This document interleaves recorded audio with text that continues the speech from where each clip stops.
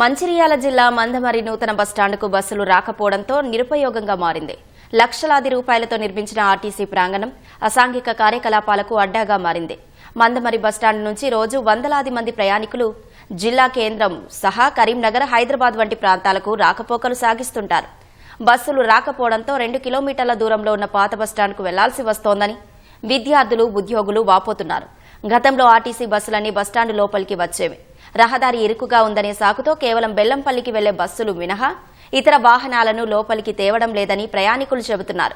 ప్రభుత్వం రహదారి విస్తరణ పనులు పూర్తి చేసినప్పటికీ బస్సుల పునరుద్ధరణకు చర్యలు చేపట్టకపోవడంతో ప్రయాణికులు తీవ్ర ఇబ్బందులు పడుతున్నారు.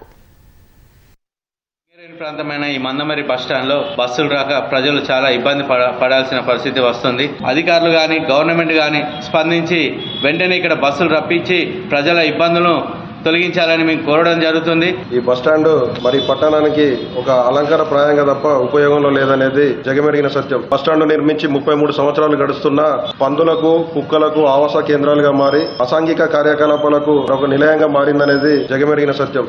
రోడ్డు సౌకర్యము వెడల్పు లేకపోవడం వల్ల ఇబ్బంది అవుతా ఉన్నది అని చెప్పేసి వాళ్ళు చెప్పడం, అట్నే మాదిరిగా బస్టాండ్ నుండి ఇక్కడి వరకు కూడా రోడ్డు డివైడ్ చేసి సెంటర్ లైటింగ్ పెట్టి రైల్వే బ్రిడ్జ్ కూడా ఇరుకుంటే కూడా దాన్ని వెడల్పు చేయడం కూడా జరిగింది.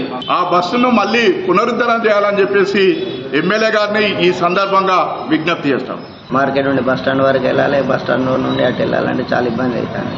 కాబట్టి ఇక్కడ నుండి మరి కరీంనగర్ హాస్పిటల్ వెళ్ళాలన్నా కూడా ఇక్కడ నుండి సరైన సౌకర్యం లేదు. ఒక 4 షటిల్ బస్సులైనా మంచిర్యాల నుండి బెల్లంపల్లికి వయా మందమరి మార్కెట్ వేస్తే రైతులకు, కూలీలకు, నిరుపేదలకు ఉపయోగం ఉంటుందని తెలియజేస్తున్నాను ప్రభుత్వాన్ని. బస్సులు రావట్లేదు. ఇదివరకు బస్సులు వచ్చేది, కానీ ఇప్పుడు బస్సుల కోసం చూస్తుంటే కనీసం తాగడానికి మంచినీటి సౌకర్యము లేదు.